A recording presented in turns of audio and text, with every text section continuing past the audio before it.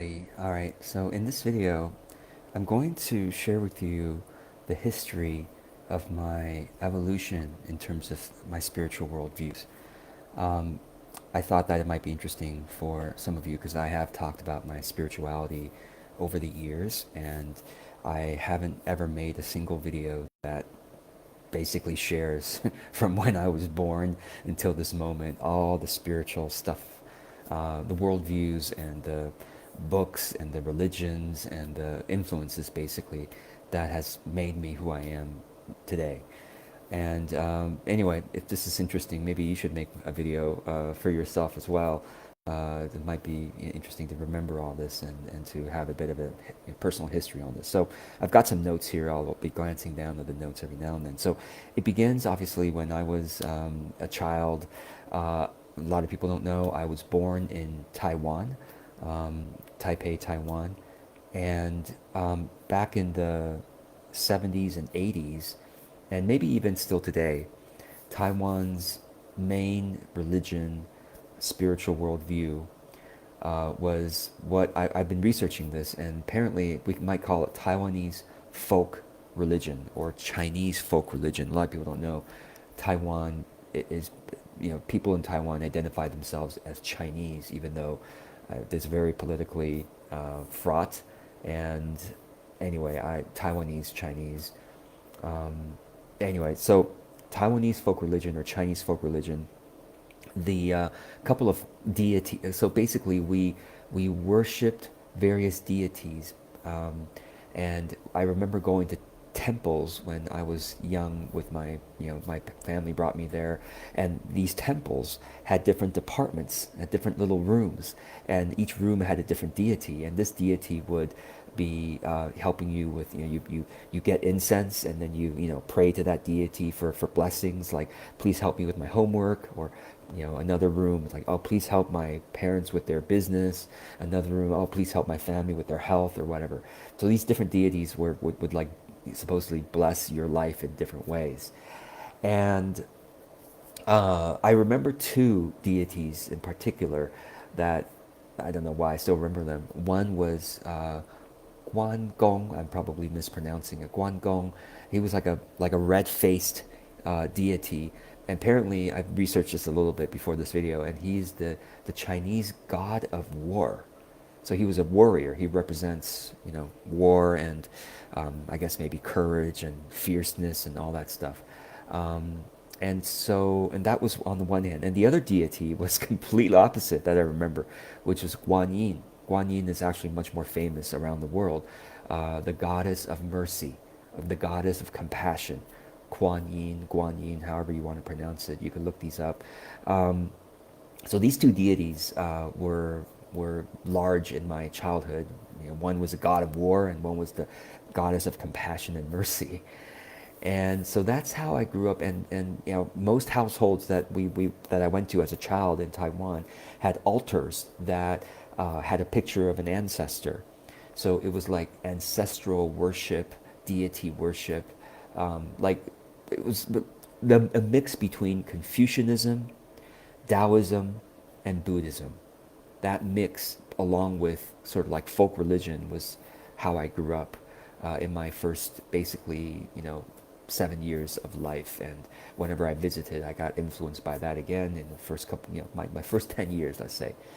And then my family moved to Southern California, Orange County, in the 80s. And back then it was very, I don't know, maybe now too, but it was very conservative Christian, like evangelical born again Christian was the main religion in that area. And not surprisingly, because I went to school there, I had friends there, I got converted from, I guess, I never really was a religion. I mean, we never, when I say it was like a mixture between Confucianism, Taoism, and Buddhism, it wasn't like we meditated and we reflected on the Tao Te Ching. No, folk religion was very superstitious and sort of like praying to the deities for blessings, that kind of thing. It wasn't, there wasn't much focus on personal development. And so it was really when I converted to born again Christianity in my teens in Orange County, California. that was really when I feel like my personal development journey began, because that's when I started reading the Bible, mostly the New Testament, but some of the Old Testament, and learning how to love others, learning how to be humble and to be disciplined, and basically it was the Billy Graham Crusades that converted me. I don't know if you know, Billy Graham Crusades, rah rah, like giant stadiums and awesome music and just a lot of like feeling, like, oh, come to the front if you feel the spirit, very charismatic Christian type of thing. And and then that was true of my religion, through throughout college, and um, I still really value and respect evangelical fundamentalist Christianity. I know, it scares away a lot of you, right? But bear with me here for a moment. There is so much good there. I'm no longer that today, but I respect it so much. Fundamentalism, born again Christianity, evangelicalism, evangelizing. I learned how to evangelize, try to convert people. That's another story I'll mention briefly. But there's so much goodness there. I felt such a depth of emotional development there. Deep gratitude for the Lord, for God, for life, essentially. Deep gratitude for the spirit world. Profound sense of friendship and camaraderie with my brothers and sisters in Christ. It's like, it's almost, well, some could say it's a cult. Now, cult, religion, what's to say? What's a cult? What's a religion? What's a spiritual, community? I mean, it's those terms are all melding into each other, and the more, I would say, the more tight knit the spiritual community, and the stronger the teaching, the more cult like it is. I mean, that's just the way it is. It's the spectrum, and but the stronger the cult, the more. I mean, if you've watched documentaries of cults, you'll understand this. The stronger the cult, the more kindred spiritness you find there. Like, I've never had such a strong feeling of family and brotherhood and sisterhood. And anyway, that's anyway. So that was my high school and college years. But also, I would say this, and then in my college years, I tried converting one of my professors, okay, and it backfired. It backfired. My professor said many things to me, mostly listened, actually. But the thing he said that I won't never forget is, George, I can tell that you have such a passion for truth, with a capital T, like ultimate reality, like you really want to find and live the truth. I can also tell, because of your Christian worldview, that you're very compassionate and you really want to listen to other people, to really help other people, to support other people. Well, how can you really support and help other people if you don't really open up to listen to their experiences, right? To really understand their experiences. In other words, and that really opened me up to start listening to the histories and the experiences of people from other religions, to really be open to that. Because I'm like, if I want to live like Christ, and to have that kind of true compassion and openness, then I'm going to listen to other people, truly listen and be with them. And not only did I listen to other people, like in my school, but I also listened to other people in books. I went to the used bookstores of UC, near Berkeley, and went to the religion and spirituality section, and my mind was completely opened as I really listened to other people. And my professor also said, and I started to have a bit of a crisis of faith, right? My professor said, George, this feeling you have of doubt is part of growth. He said, don't run away from uncertainty. If you're always so certain about what you believe, then how can you be open, truly open to listening to other people?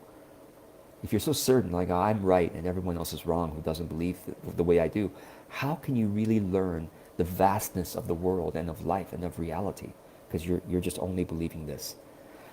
And that idea of uncertainty being a healthy thing changed my life, because I started being, okay, maybe I can settle in and not be so scared and unstabilized by uncertainty, but be open to say, well, let me learn Let me learn. Let me better understand the real experiences of other people.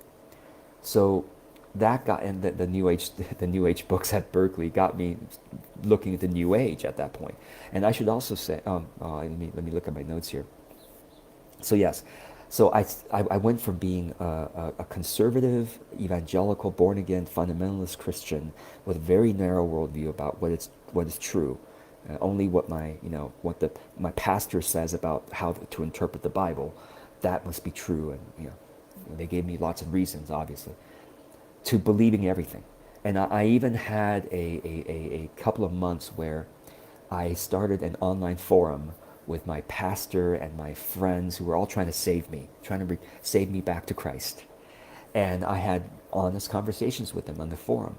And they couldn't answer my questions about reality and about philosophy and things. All they could answer was their little, tight worldview. That's all they saw. That's all they understood. They weren't really open to listening to others. And I started listening. And of course, they always said something like, well, you know, if you are so open-minded, you will not. It's kind of like you'll never find the truth because you're so open-minded, and you'll get deluded and you'll get deceived by Satan and the devil and all that stuff. And I said, maybe I can always come back, but let me explore a little bit first. And so I did. And so I started believing everything, all the New Age stuff, UFOs, the paranormal. I started believing, or I started reading about everything and like fascinated by everything. It was kind of like a bounce, and bouncing from one side to the other. And I became Unitarian Universalist. Unitarian Universalist. Everything's cool, all good, all religions, everything's good, right? Let's all learn about everything. Which I, like I said, I so appreciate the good in all of this. I'm so grateful I had those experiences, because then I could really appreciate the goodness of fundamentalist religion, and I could really appreciate the goodness of everything is true. Postmodernism, essentially. Like, I believe and I accept everything and everyone, and everything is true. And then I had some moments, I had another period where I leaned into Buddhism more, Zen Buddhism and Mahayana Buddhism, and I also became more. Oh, it was during the Unitarian Universalist period that I learned about integral spirituality, integral Ken Wilber, spiral dynamics, which I still value very much today. Spiral dynamics, very cool idea. You should look into it if you haven't looked into it before. And then a little bit of Buddhism, and then I came across a historical figure called Chico Xavier. Chico Xavier. Look up Chico Xavier, Chico Xavier, Xavier on Wikipedia. There's a whole long Wikipedia entry about him. Remarkable medium person. The medium is somebody who supposedly channels, disembodied spirits through writing or through speaking or whatever. They channel the spiritual world, basically. And this Chico Xavier guy is unlike any other that I've ever heard of, and since. He was able to supposedly channel dead Brazil. He was a Brazilian, so he channeled dead Brazilian authors, philosophers, poets, and the academics would study Chico Xavier's writings and say, this is right on. This is exactly the same style as these dead poets and philosophers and whatever. And this Chico Xavier guy doesn't have much education, didn't have advanced education. Very basic, very like humble guy who was like a government administrator, and he channeled all these books. In his lifetime, he channeled a total of, get this, almost 500 books, 496 as of this counting. They're still discovering things. And he donated, and get this, he sold, in his lifetime, he sold an estimated, you know how many copies of his books he sold? 50 million. 50 million copies of his books. And so was he a wealthy beyond measure? Guess what? He donated 100% of his book's royalties to charity. So his book royalties ended up founding something like 20,000 community centers all around Brazil. And so he was hailed as one of the greatest Brazilians of all time. He was such a humble guy, never like tried to get rich, just donated all his money away, and he's lived on his very humble government salary. Just try to help as many people as possible. And so that converted me for a while, for a couple of years, into his religion called Spiritism, which is kind of like a spin off of Christianity, but believing that Spiritism is very humble itself. To say, well, we are not a religion. We believe that you should learn science, you should learn other things. We are just wanting you to. Now, they believe in Jesus Christ as the Lord, but they believe that you. It was opposite from Christianity in that they believe that you go to heaven by doing good things in life, which I think is not a bad thing to believe. I mean, it makes people good, right? You do good works, you become a good person on the inside, and that's how you rise in the afterlife. You become lighter in the afterlife and rise more towards those spheres of the spirit world to hang out with other people just like you, other spirits just like you, with a goodness inside of you. Anyway, so that was what I believed for a couple years. Really, really supportive. Again, I saw the good there. Really supportive. That took me into this whole world of mediumship and afterlife studies. And I really got influenced by Roberta Grimes. I interviewed her on my YouTube channel. You might want to look it up. You can look up George Cow, Roberta Grimes, Grimes. Wonderful interview about what happens when we die and all that stuff. And it really got me into the afterlife studies and after death. And it brought me back to something that I'll go back to it. A couple other influences, I don't want this video to go too long, is I also got influenced a lot by Michael Singer's writings. Some of you really probably appreciate that. The Untethered Soul. But the main one that got me first was The Surrender Experiment. Amazing book. Highly recommended. It's a page turner. You can hardly put it down. It's the story of his life. It's not a biography, but it was a story of a bunch of surrenderings of his life. It's remarkable, remarkable story. He just surrendered to ultimate reality, to God, you might say. Like not worrying so much about his life. Michael Singer, and then brought me to Untethered Soul, his most famous book. And I made a whole video about this on YouTube. You can look it up. George Cow, Witness Consciousness. Witness Consciousness. You can look it up. That brought me, eventually, somewhere in there, mixed it in, was Peace Pilgrim. She's still, I would say she's still my spiritual hero, my main spiritual hero today. Peace Pilgrim. Look up Peace Pilgrim audiobook. It's free. You can listen to it online in its entirety. That audiobook has brought me so much peace in my life. Peace Pilgrim was someone who lived in her adult years, of 30 years in her adult years when she was alive. She lived without money. She just walked from one end of America to the other end of America like several times, like just on foot. Never asked, never begged, only slept on the sides of roads, just kept walking until she was able to help people, and never asked for money or food. She only received what was given to her. So she often was hungry on the side of the road, ate berries from bushes and things like that. But she gave so many people so much peace, and her teachings have given a lot of people peace. Peace Pilgrim audiobook, highly recommended, changed my life. And then I had about a year or two, I was really into the Law of One, the raw material. I still really appreciate the podcast called LL Research Podcast. You can look it up, Google it. LL, the two letters, LL Research Podcast. It's about the Law of One, and it's kind of channel material. I don't know if I believe in all that stuff about the background of it, but I really appreciate a lot of their teachings. It's about service to other versus service to self, etc., etc. And then ultimately, what has brought me back where I am today? Eventually, I came back to something I started looking into in high school, which is near-death experiences, NDEs. And I was deeply affected by reading those stories. Started with Embraced by the Light. Betty Eady, Embraced by the Light was very famous in the 90s, I think. Anyway, near-death experiences. These days, I listen to a lot of them on YouTube. I'll put a link to my favorite playlist that I've gathered all these NDE experiences.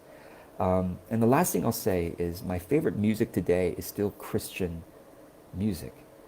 having influenced by my early days of becoming a Christian, and the music was so enlivening and uplifting for me. And I'll put below a link to my favorite Christian songs playlist. So anyway, I'm going to end this video. It's getting too long. So that's my history. Oh, last thing I'll say, I promise, is I also still really admire and respect atheists. I mean, I might be like surprised by hearing me say this, because I believe that we are here not to have to remember everything we did in our past lives and believe in God. I believe we're here really to work on ourselves, work on our inner selves. And you don't have to believe in a particular religion to do that. And I believe there's an afterlife and all that stuff. But it's almost like a lot of the NDEs I've listened to almost say that it doesn't matter if you believe or not at all.